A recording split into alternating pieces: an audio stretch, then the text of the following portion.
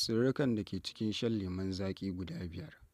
Yana maganin basir domin yana ɗauke da fiber da yawa a cikinsa, wacce take taimakawa wajen narkar da abinci da kuma sauƙin fitarsa daga jiki bayan an tace mai amfanin. Saboda lemon zaƙi na ɗauke da sinadarin vitamin C, yana taimakawa wajen saurin warkar da ciwo da kuma ƙarawa garkuwar jiki ƙarfi. Yana kare jiki daga kamuwa da manya-manyan cututtuka masu haɗari irin su ciwon daji wato cancer, ciwon siga wato diabetics, da kuma ciwukan zuciya wato cardiovascular diseases. Yana matuƙar gyara fata domin yana taimakawa wajen samar da collagen wanda yake sa fata ta yi kyau.